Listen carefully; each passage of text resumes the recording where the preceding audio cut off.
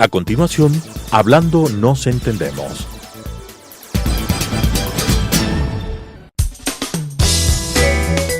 Clasificación A. Apto para todo público.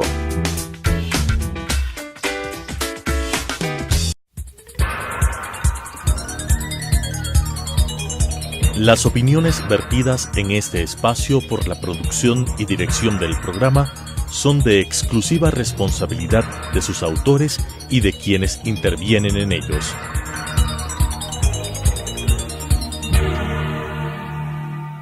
Telesucesos Canal 29 UHF presenta Hablando nos entendemos, un programa de la Academia Ecuatoriana de la Lengua con la conducción de Gonzalo Ortiz Crespo. Hablando nos entendemos. Saludos amigos y amigas, bienvenidos a su programa de la lengua y de la cultura. Hablando nos entendemos de la Academia Ecuatoriana de la Lengua. Como siempre tendremos algún consejo, noticias sobre libros y un entrevistado de excepción. Arrancamos. Noticias de la lengua y la cultura. El sábado en la tarde di una conferencia a unos 50 jóvenes entre 20 y 35 años que habían venido a un curso de liderazgo de la Fundación FIDAL, de la que es presidenta la ex vicepresidenta del Ecuador, Rosalía Arteaga. El sábado, estoy diciendo, en medio del feriado. En efecto, estos chicos dedicaron todo el feriado a estudiar aquí temas de liderazgo y demás. Rosalía y Claudia Arteaga, que es la directora ejecutiva de esta fundación, me pidieron que hablara sobre el tema del patriotismo, si es que el patriotismo había pasado de moda o no. Así que ese fue el tema que logré desarrollar allí a propósito del 24 de mayo. Y entonces hablamos del amor a la patria, que obviamente no ha pasado de moda. Nos seguimos entusiasmando con los triunfos de un Richard Carapaz, por ejemplo, porque nos representa a todos los ecuatorianos. Y mucho más, en caso de fechas históricas, para acordarnos de aquellos héroes que dieron la vida por la patria. Parece un poco pasado de moda y se ha discutido en estos días el tema, pero fue muy interesante ver cómo los jóvenes reaccionan a estas ideas. Se armó una muy buena discusión. Otra noticia, y en este caso más bien triste, después de 12 años al aire se cierra el programa Sueños de Papel, que ha conducido Juana Neira Malo, y que era un programa dedicado a los libros. Este programa, que se transmitía a cada día de la semana a las 5 de la tarde por Radiovisión, se cierra por razones económicas, entiendo, no tiene suficiente auspicio publicitario, y la librería Rayuela, Mónica Barea, está organizando un homenaje a Juana Neira porque se merece haber mantenido ese programa 12 años en el aire. Va a ser en la librería Rayuela el 14 de junio. Respecto de libros, justamente por lo que les contaba de haber estado en esta actividad de la Fundación FIDAL, pues me regalaron el libro Excelencia Educativa, que da cuenta de los resultados del 9º concurso nacional y 4º iberoamericano de excelencia educativa. Concursan profesores con proyectos y hay unos jurados, un nacional y uno internacional, y la premiación suele ser todo un acontecimiento, así que está ya recogido en un libro y también en una revista, un número más de Educa News, un número más de esta revista sobre justamente los proyectos de educación que allí se llevan. No tengo en mis manos, pero también se lanzó el martes de la semana pasada un libro de Mariano Suárez Ventimilla. Se llama Memorias, Luchas y Memorias, Testimonios y Luchas, de Mariano Suárez Ventimilla, Este es un libro publicado por la Corporación Imbabura. Enrique Ayala ha estado detrás de la publicación de este libro y fue un acontecimiento muy interesante. Ahora vamos a un consejo sobre la lengua. En estos días en internet ha circulado por WhatsApp y demás una versión de los refranes más populares en versión pedante. Dicen que es la versión cuencana de estos dichos, de estos refranes, pero en realidad es una versión pedante. Buscar palabras difíciles para decir cosas sencillas es ser pedante. Hablar bien no quiere decir hablar en pedante. No hay por qué buscar palabras difíciles cuando lo que se quiere es comunicar. El comunicador que realmente logra comunicar bien es el que habla claro, sencillo y, como hemos dicho en algunos otros programas, de manera concisa. Incluso hay ahora un tuitero, una persona que tiene una cuenta de Twitter que es anónima, pero que se llama @ con ese signo del Twitter que suene culto. Y entonces lo que hace es tomar cualquier frase y algunas incluso de canciones muy conocidas y convertirlas en algo que suena culto. Por ejemplo, la canción de Rafael, y al despertar, que comienza: ¿qué pasará? ¿Qué misterios habrá? Puede ser mi gran noche. Y este señor le transforma en: ¿qué acontecerá? ¿Qué enigmas existirán? Es factible que aquesta sea mi grandiosa noche. Y al despertar ya mi vida sabrá algo que no conoce. Esto no es de él, esto es mío. Se podría llegar a decir: y llegado el desadormecer, aquesta propia sustancia conocerá un objeto ignorado. Bueno, aquesta propia subsistencia, porque quería decir vida. Esta forma de hablar, dicen los lexicólogos, los lingüistas, es como subirse varios otros pisos de la lengua. Si nos imaginamos que la lengua es un edificio, el primer piso es el habla llana.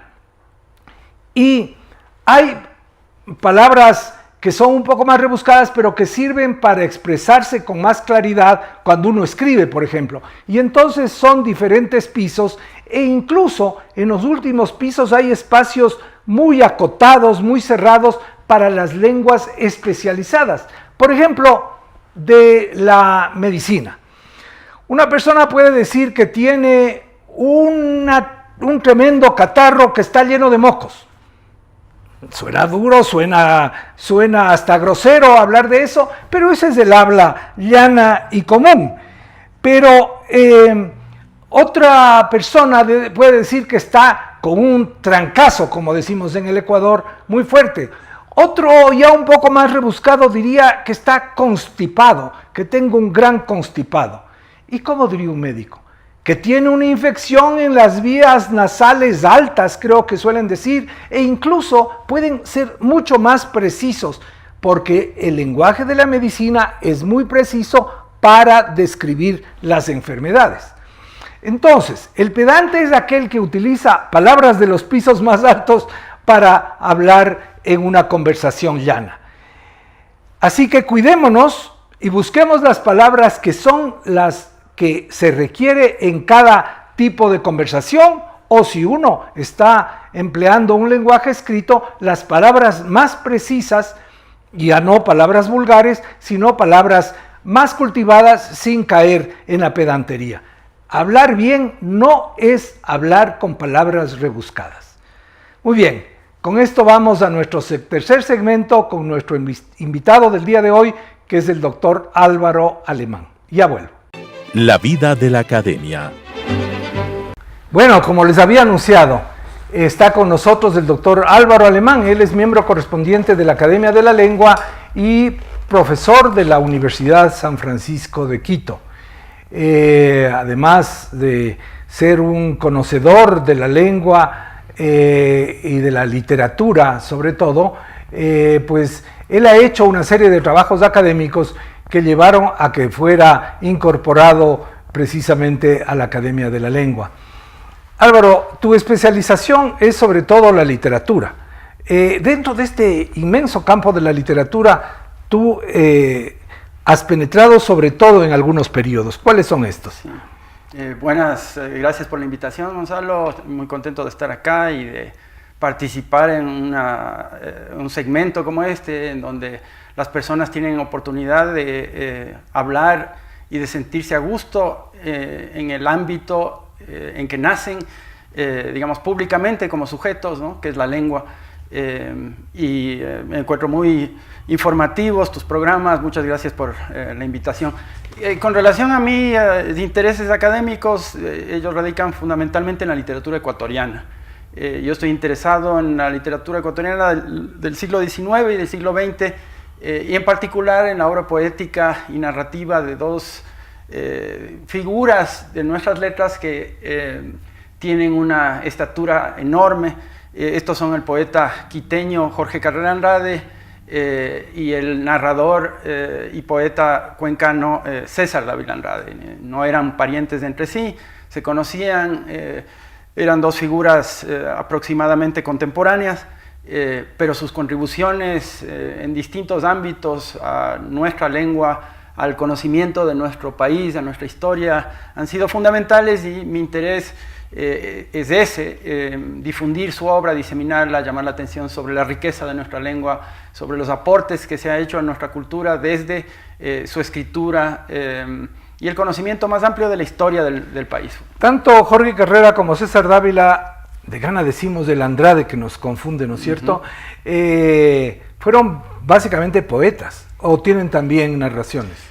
Sí, bueno, Carrera Andrade tuvo una labor distinguida como historiador popular, ¿no? No era un historiador profesional. Durante buena parte de su vida fue diplomático, y durante su permanencia, sobre todo en París, ingresó en sus archivos, ingresó en los archivos de las Indias, recogió buena parte de nuestra historia colonial, y uno de sus grandes méritos fue elaborar una serie de tomos de la historia ecuatoriana en un registro, digamos, menos técnico y más, digamos, más asequible y evidentemente además con un cierto sabor poético. Otra de las labores fundamentales de Carrera Andrade en vida fue su trabajo como traductor.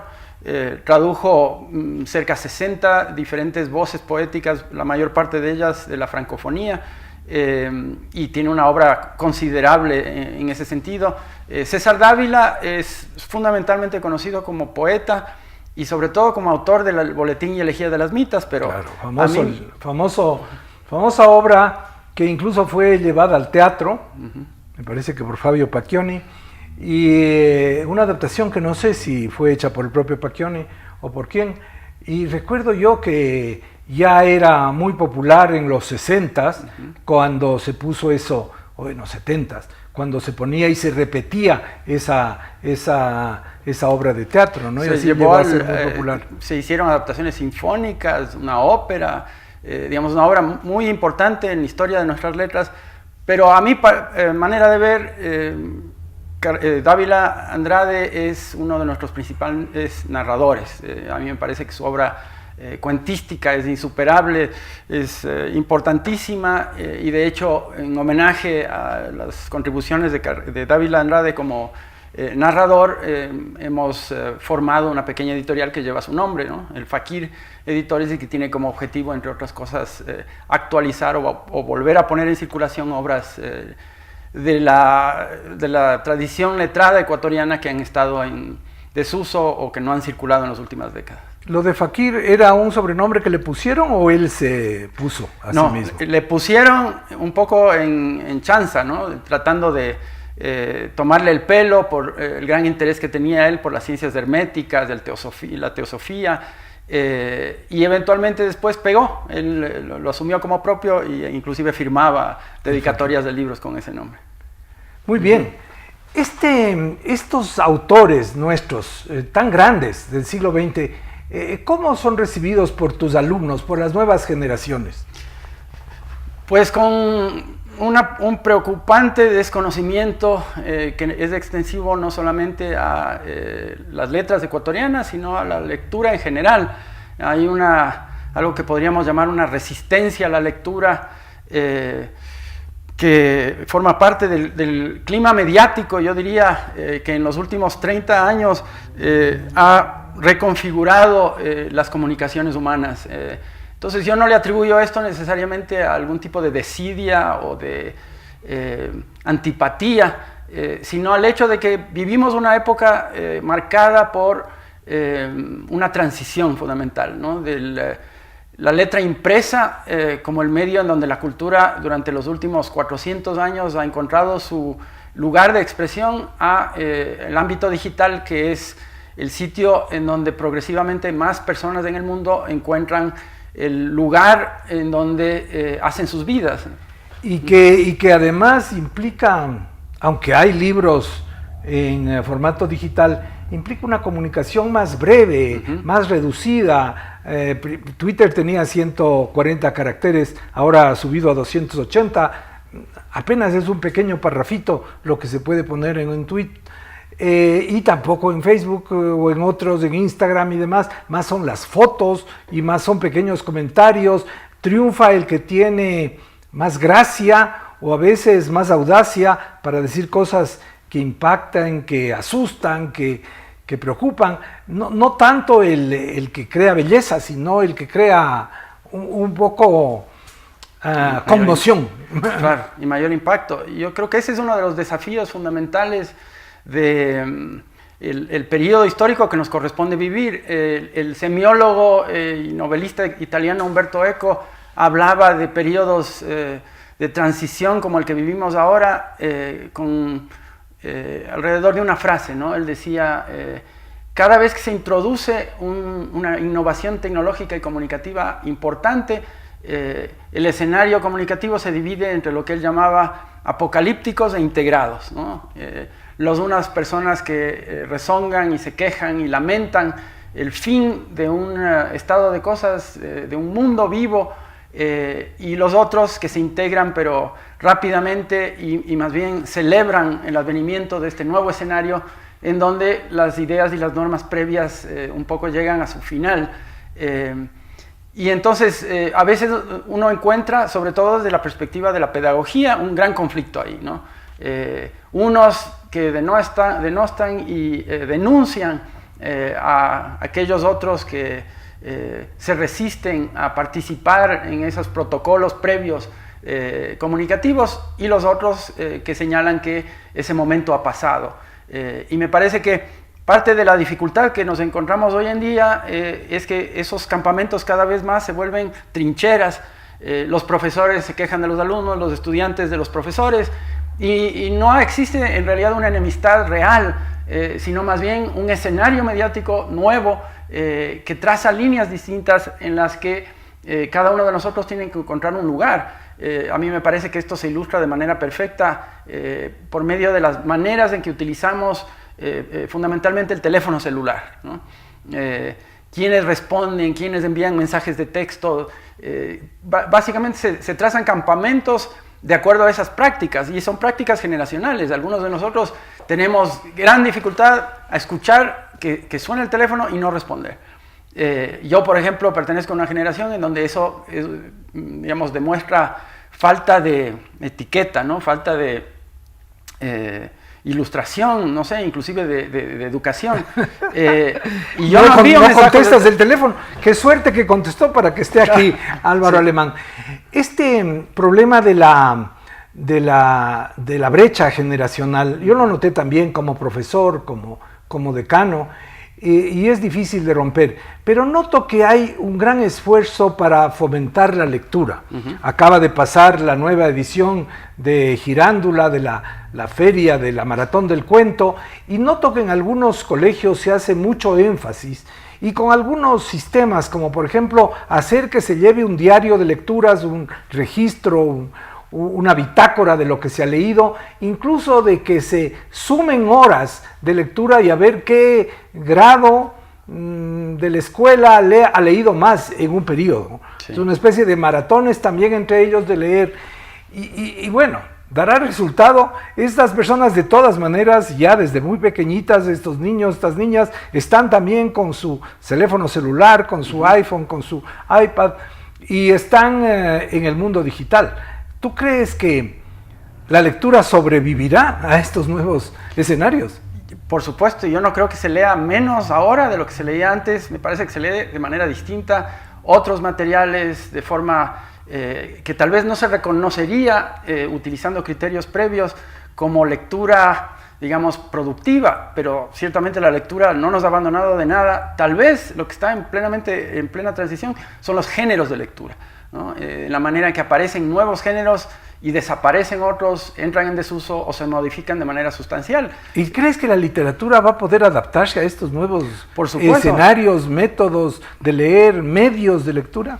Sí, tú mencionabas hace poco la brevedad como una característica fundamental de la escritura contemporánea que responde justamente a estas nuevas plataformas de comunicación. Entonces aparecen estos nuevos géneros que van a poner en circulación obras que se mueven en trazados diferentes, y los géneros, llamémoslos previos, van a entrar en desuso, de la misma manera en que con el advenimiento de la imprenta, ¿no es cierto?, de tipos movibles, otros géneros de escritura entraron en desuso, y así sucesivamente en diferentes fases. Me pica la lengua, nos queda poco tiempo, pero quisiera preguntarte respecto del lenguaje. El lenguaje también se ha modificado en estas nuevas plataformas. Sí. Por un lado están estas abreviaciones que se usa. ¿Qué otras cosas notas que está cambiando? Bueno, las abreviaciones, yo diría, hay una modificación importante del género, ¿no? El anonimato, que es una de las características fundamentales de utilización de plataformas digitales, permite a las personas una suerte de juego con su propio género, ¿no? La identificación de las personas se vuelve difícil, la utilización de seudónimos. Creo que esa es una característica importante. Tú ya mencionaste la brevedad. Italo Calvino, que es un ensayista italiano del siglo pasado, escribió un maravilloso ensayo que se llama 6 Memos para el Milenio, en donde dice que la velocidad en el siglo XXI, esto fue escrito en el último año del milenio pasado, iba a ser una de esas características, y nos corresponde a todos nosotros ingresar en un diálogo productivo con estos emergentes nuevos mecanismos, modos de comunicación, hasta que encontremos la manera no solamente de comunicarnos, sino de entendernos, ¿no? Que me parece que es una cosa importante que ha sido bastante subestimada en los estudios en las humanidades y en las ciencias sociales en las últimas décadas. Pero tú encuentras que, por ejemplo, una alumna o un alumno que ha llegado sin hábitos de lectura, ¿le puedes convertir en lector en la universidad? No sé si en la universidad sea posible. Creo que sí, en alguna medida menor, pero si no se forman lectores desde edad temprana, el gusto por la lectura es muy difícil adquirirlo, aunque no imposible, ¿no? En edades avanzadas.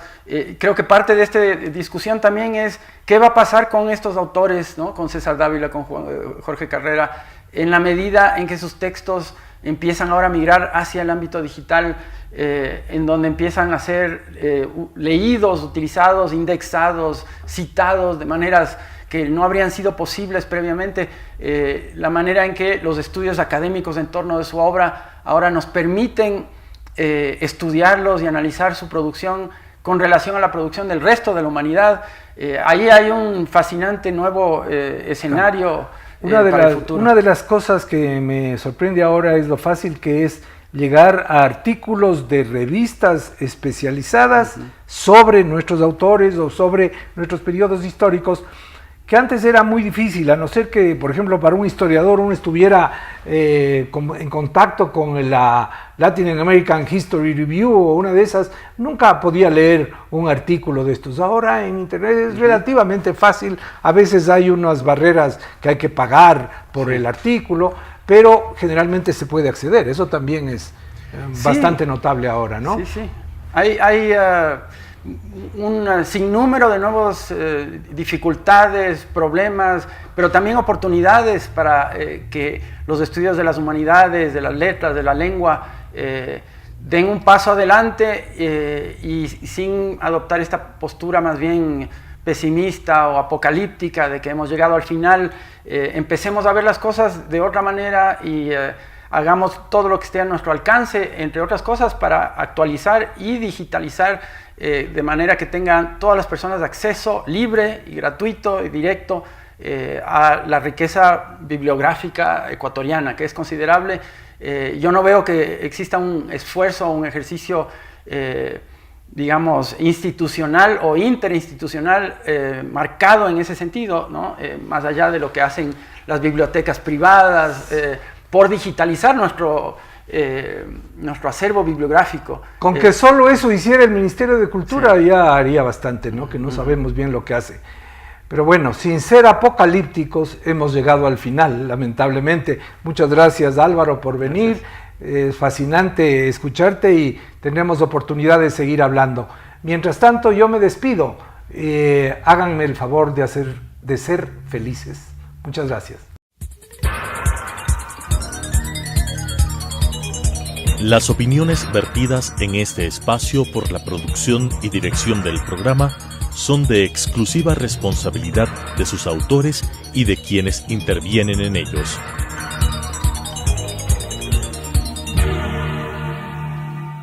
Telesucesos Canal 29 UHF presentó Hablando nos entendemos, un programa de la Academia Ecuatoriana de la Lengua con la conducción de Gonzalo Ortiz Crespo. Hablando nos entendemos,